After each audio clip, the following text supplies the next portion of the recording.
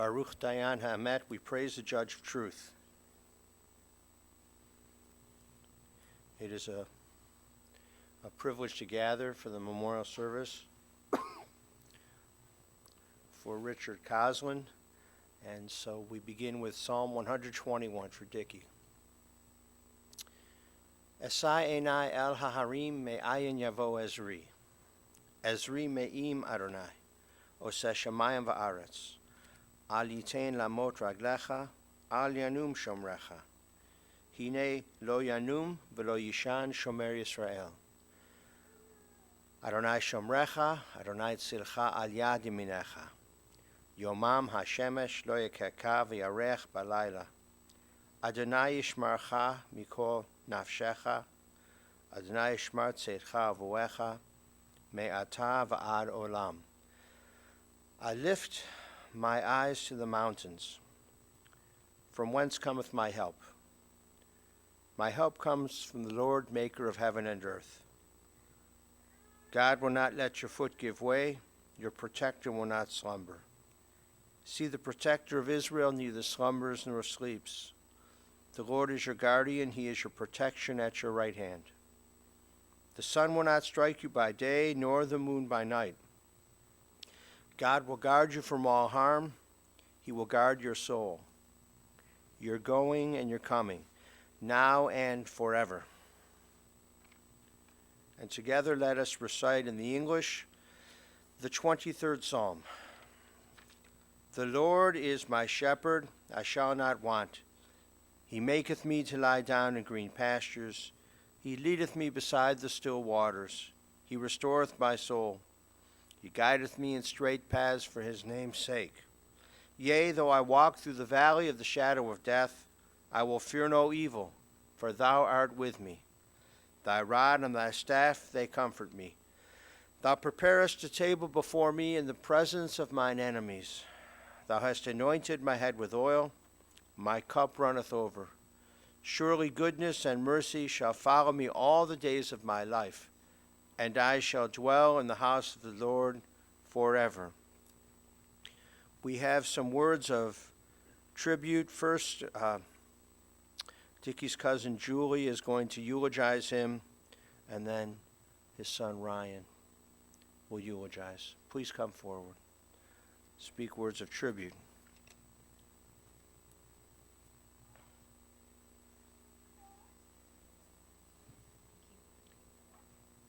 Thank you, everyone, for coming. I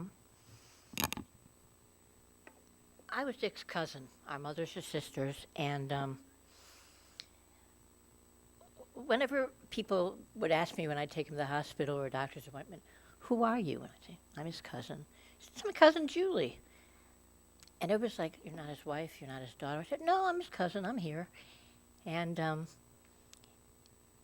have to tell you, Dick was a presence in my life from the day I was born. Jeff, my brother, and Dick were only 2 months and a day apart. Thank you. Moving out of the way so you can lean right into it. Oh, okay. So he was a presence in my life, and being the babies of the two children in our families, we had a little kinship, because our older brother and our older sisters would tell us what to do all the time.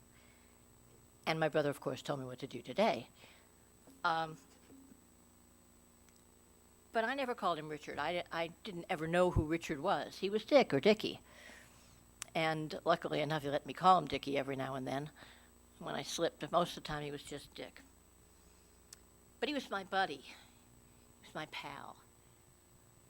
I'd take him to the doctor. I'd take him wherever he needed to go. But it was never like driving him to the doctor. It was an adventure. It was always a laugh a minute. There was nothing that didn't touch his funny bone or that he didn't have a comment on. Every time we'd go to the hospital and they'd ask him questions, he'd say, "Why are they asking me the same questions over and over? I just told them." And they put it in the computer. I just told them, "Why isn't it in the computer? Can't they read the computer?" And every time we'd get going, they'd hand him papers. He said, "Why do I get all these papers?" He wasn't a tree hugger. He just couldn't figure out why they were killing all these trees to give him paper and paper and paper. He was inundated. And he was very neat. He was a neat freak. So everything was piled with little paper clips. Everything was in a pile, and they were crisscrossed, so we had the dates and everything all right. he was an amazing, fun person. But this last few years, he had his share of car accidents. And the last one, he had fallen in his apartment and went to the hospital. And for some reason or other, they gave him some strong narcotic.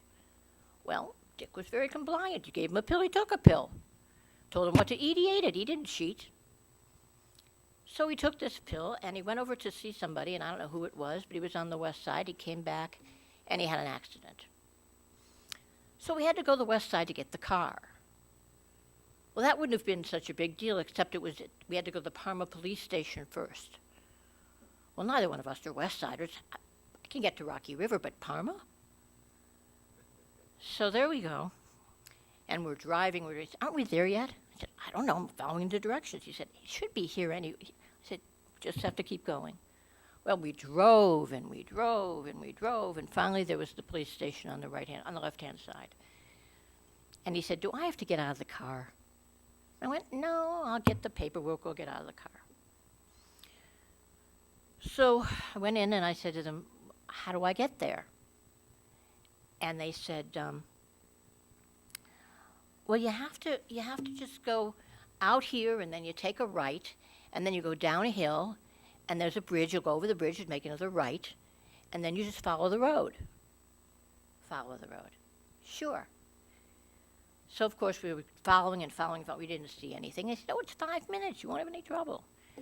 So we trekked back to the police station, and now he's just making jokes left and right.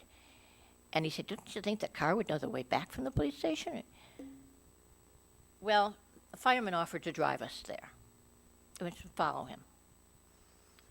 Well, they were right. You turn right out of the police station, you follow the thing, over the bridge, you turn right. They didn't tell you that it was like a gravel road, up this steep hill, down this steep hill, past like a city dump. Not a sign of this. It was called Hilltop Garage. Who knew? Kept going and going. Then we come to a hairpin turn, and we lose sight of the fireman in his car. Dick was like, "Oh shit! Excuse me. What the? How are we gonna find our way back from here?" So we finally get there. It's up this steep gravel driveway, and I'm telling you, shacks. It looked like an old army barrack of shacks and aluminum. You know that. Corrugated. Thank you. That corrugated stuff. And there was a little sign. It was all dirty. It's an office. So I go in the office, and they tell me we have to go see the car. And I said, can we walk to the car? Oh, no, you better drive. Follow him. So now we're following this guy through the back tree, around and around all these buildings, and there's the car. And it's a nice little red Chevy, whatever it was, I don't remember. And the guy said to me, I think the car is movable. Maybe you can take it. So I started the car, and it's like, and in the meantime, Dick is in the car with the door open, the window down, cracking up. Just cracking up. And I said to the guy, I don't think we can take it. Just think the underside is bent, the chassis. And he said, I don't know. I said, we can't drive it. We're not driving this thing back to the east side. So I got back in the car. I told Dick, we're going to have to do it. Then we then we had the list of the names of the garages that we had to get from one garage to the other. Well, it was always a laugh a minute. It was always fun. But that day, after the firemen left, we had to find our way back. I think the car knew the way. Because we just kept going and going and going, and then we got to that bridge. That was the highway, so we managed to get back. But it was unbelievable. The other thing I just want to share is a long time ago, I think back in the 70s, as a matter of fact. We all remember the 70s. I think most of us are old enough. My mother and I went to Europe, and we went shopping a lot. And my mother, like Mimi, liked beautiful things. And we bought a lot of jewelry in Italy. It was good. Things weren't that expensive then. And so we come back, we go through customs, we come back, we're home for about a week or 10 days, and the phone rings, and it's dinner time. And the gentleman on the other end of the phone says, "This is the customs. People from the United States Customs Office. Did you just return from Italy?" My mother says, "Yes." "And you bought quite a bit of jewelry, didn't you?" "Yes." Now, my mother is getting really white, and she's scared to death. And he goes on asking question after question after question. And then all of a sudden he says, "Don't you know this is Dick? Aunt Jeannie, don't you know this is Dick?" But that was Dick. That was Dickie. Dry, sounds very serious, but that was Dick. So I will tell you, I talked to one of his friends this week, and you know who you are, Larry. Larry said something that was probably the best eulogy anybody can give a friend. He said, you reach a certain age, and you got lots of friends, lots of people you know very well, but you really don't want to spend time with anybody unless they're a pleasure to be with. And Dick was exactly that. He was a pleasure, he was a joy, and it was my privilege to be not just his cousin, but his pal and his friend.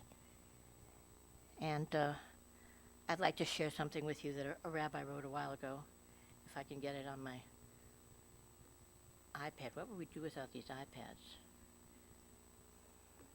There it is. This is in memory of Dick and Linda and our grandparents, their parents, our grandparents, and all those who aren't here with us today. We remember them. In the rising of the sun and in its going down, we remember them. In the blowing of the wind and in the chill of winter, we remember them. In the opening of the buds and in the rebirth of spring, we remember them. In the blueness of the skies, in the warmth of summer, we remember them. In the rustling of the leaves and in the beauty of autumn, we remember them. In the beginning of the year, and when it ends, we remember them. And when we're weary and in need of strength, we remember them. And in terms of Dick, there wasn't anybody with more strength. When we're weary, and when we have joys and special celebrations we earn to share, we remember them. And when we have joys, so long as we live, they too shall live. For they're a part of us, and we remember them.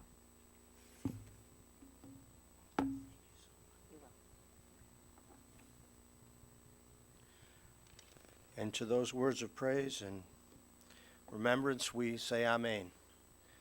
Ryan, would you please come forward?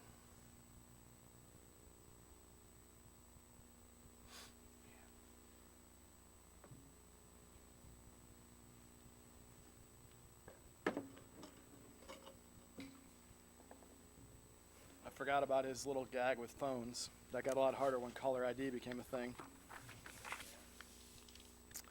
My dad'd be tickled by everyone that was here today, who were here to celebrate him.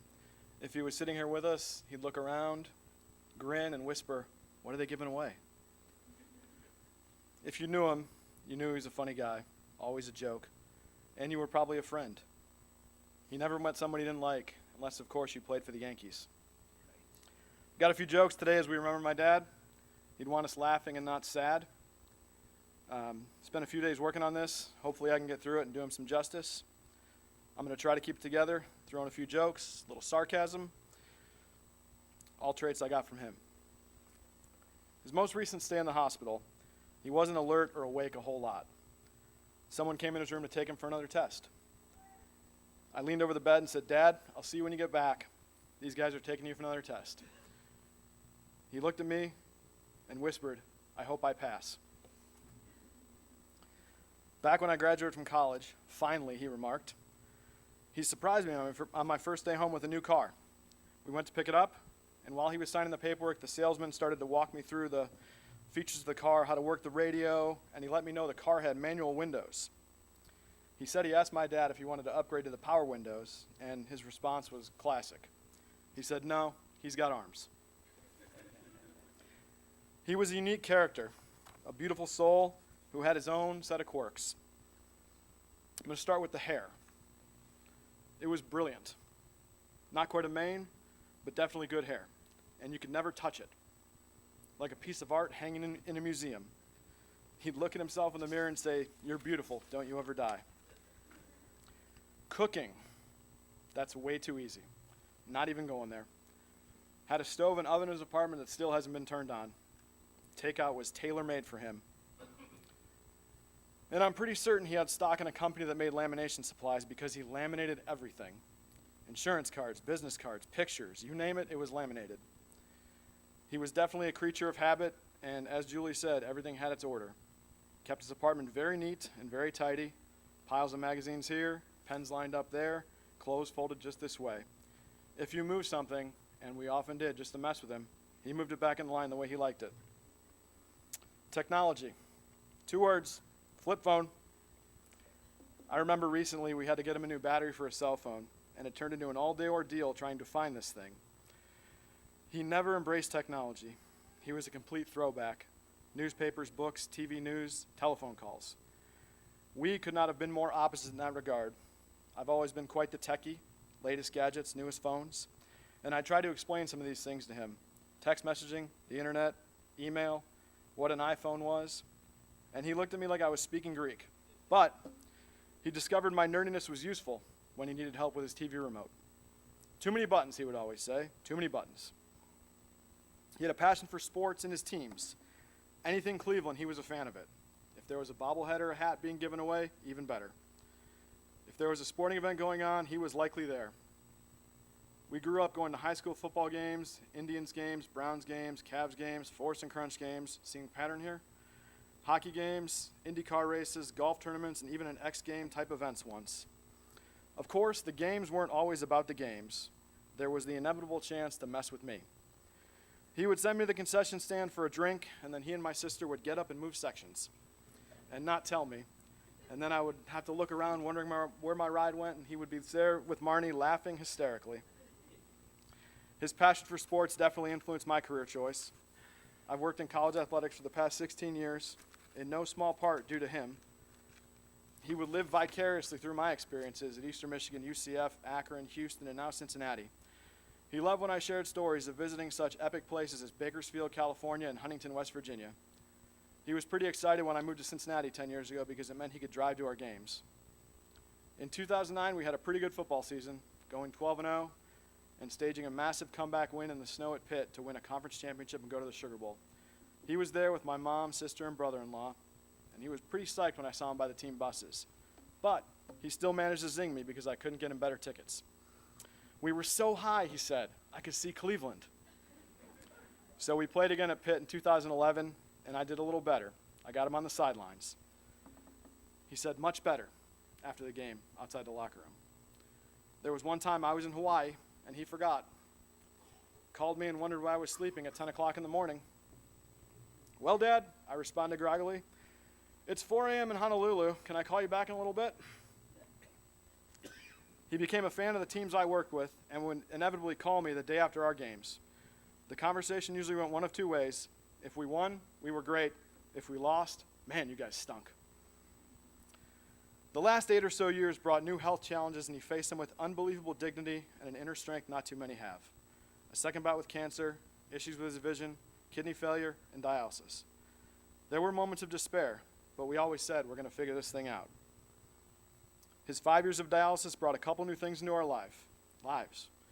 First were the good people at CDC, who probably spent more time with him over the last few years than anyone else. 3 days a week, 4 or 5 hours at a time, like clockwork. We can't thank them enough for their care and compassion. The second was an abrupt change in his TV viewing habits. He was always a watcher of sports, but this new phase in his life brought about a new way to pass the time, reality TV.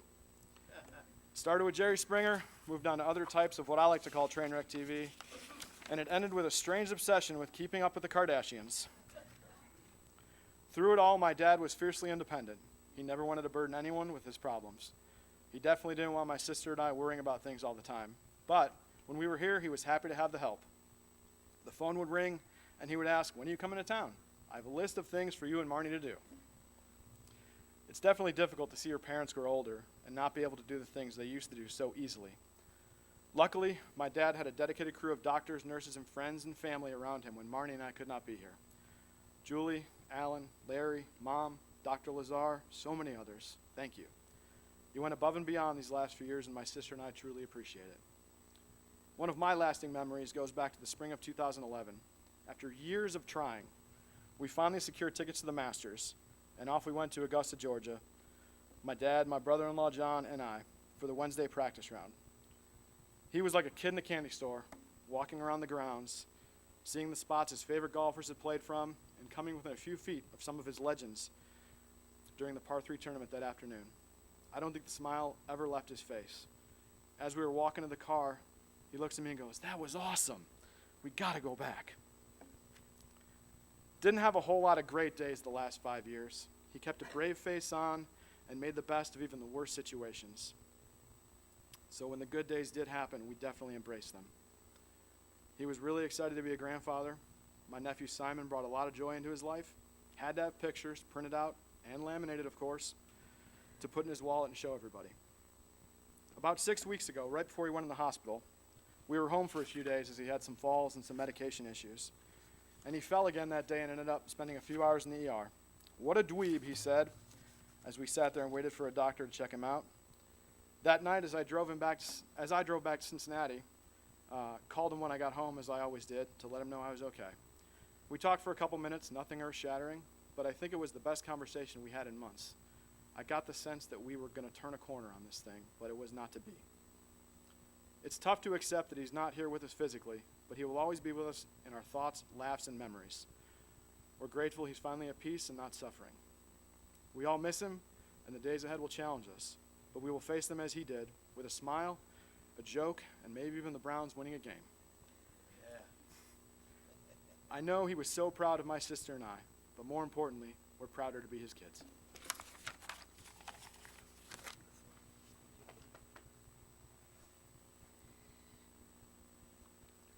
Oh, yeah. Just in case. Is it Water, I promise. Flavored? Not flavored.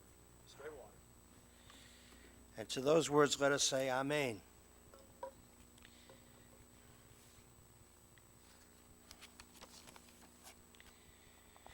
And so we gather a saddened throng to reminisce and pay our respects to the memory of your dearly departed Richard Koslen.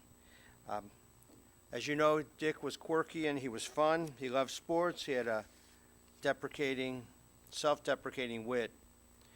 And Richard, Bev, Marnie, and Ryan were members of Temple Israel when my father, Rabbi Fred Eisberg, founded that congregation in 1985. Met at the little Gannon Gill building on Lander Road next door. And when you look at the confirmation pictures in the back of the sanctuary, as Marnie and Ryan did, you see their smiling faces. Which year were you confirmed? Yes, the pictures are up on the top there. It's so great to see. That's why we have the pictures up there. Richard had a joie de vivre. He had a love, a cheerful enjoyment of life, and an exaltation of spirit. As Marnie used that term specifically. And as they spoke, I was reminded of a midrash that I've told many times. And the reason I've told this midrash many times is that each time it's appropriate. So there's a midrash, which comes from Tractate Ta'anit in the Talmud.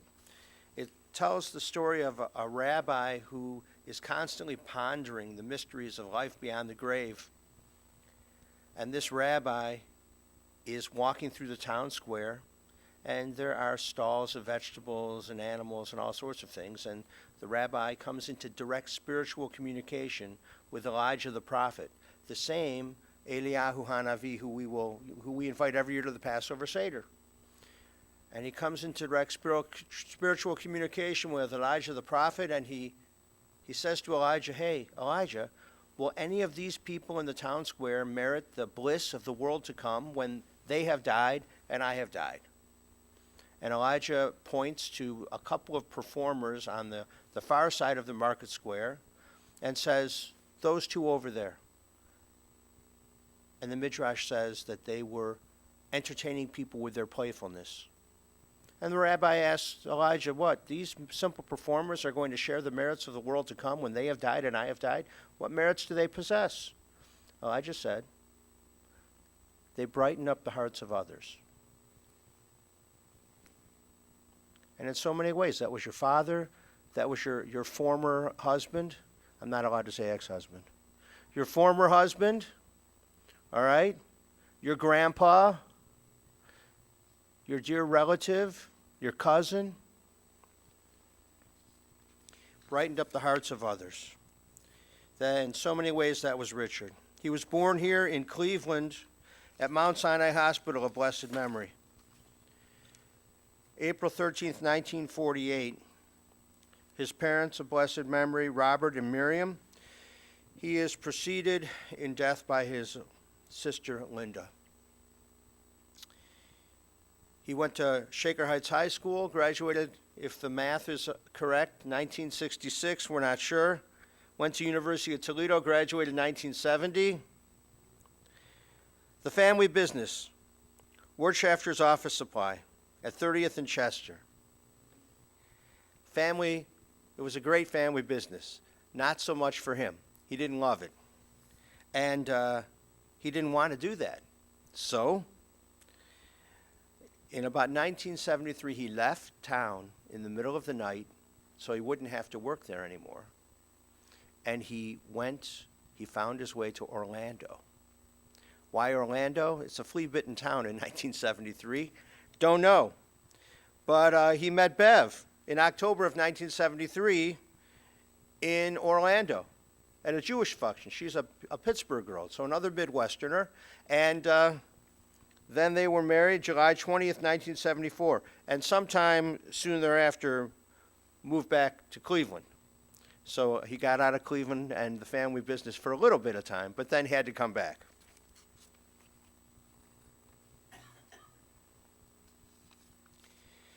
He had a good Jewish neshama, and the picture that's in the obit is just a fantastic picture. You know, it's a picture with a kind of a half smile, a partial smile. You know, you can't quite tell what he's thinking behind that smile a little bit, but you know he's planning something, a way to utz you and give you a little bit of grief. And on Shabbat, around lunchtime, he breathed his last. As you know, it was a difficult time for these many years. And now there's no pain or deterioration. There's just rest and wholeness and peace. Just as Shabbat is a time of rest, so it's a time of rest for Dick's soul. His soul is returning to God and to be with the souls of his dear family members and the ancestors of our people. We learn this from Ecclesiastes chapter 12, verse 2. The dust returns to the earth as it was. The spirit returns to God who gave it. We give thanks to God for this gift of life. 69 years, and as we know, it's not that old. And the family would have hoped, as each of us would have hoped, for more years, but in health. If it's not in health, and if it's in a lot of aggravation and pain, it's not life. It's not a good life to live. So we're sorry that he's breathed his last, but we're consoled knowing that he's at peace. So as you think of him, be kinder, more thoughtful of others. Give your friends a little, shtuck, a little poke. Help other people and do these things in his loving memory. And so we conclude with words from the first chapter of the book of Job. Adonai natan, v'Adonai lakach, yehi shem Adonai mevarach. The Lord hath given, the Lord hath taken away. Blessed be the name of the Lord. Amen. Ose shalom bimromav, hu ya'aseh shalom aleinu, ve'al kol Yisrael, ve'imru, yimru, amen. Ya'aseh shalom, ya'aseh shalom, shalom aleinu, ve'al kol Yisrael, ya'aseh shalom, ya'aseh shalom, Shalom Aleinu ve'al kol Yisrael. May God, who causes peace to reign in the high heavens, cause peace to rain down upon us, upon all Israel, and upon the soul of our dearly departed Richard Koslen. And let us say, Amen. Please rise for El Malei Rachamim and the Kaddish.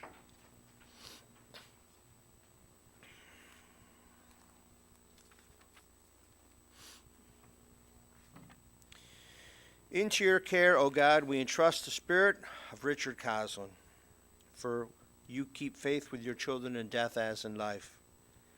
Sustain us that we may meet with serenity the mysteries that lie ahead, knowing that when we walk through the valley of the shadow of death, you, O God, are with us, a loving friend in whom we put our trust. You are the light of our life, our hope in eternity. El Malei Rachamim, Shochein Bamromim, Hametzeh Menucha Nechona, Tachat Kanfei Hashchina, Im Kedoshim U'Tahorim, Gezohar Harakia Mazhirim, Et Nishmat Richard Koslen, Shahalach Le'olamo, Ba'al Harachamim, Yastirehu B'Seter Kenafav Le'olamim, Vayitzror B'Tzror HaChaim, Et Nishmato, Adonai hu nachalato, v'yanuach b'shalom al mishkavo, v'nomar Amen.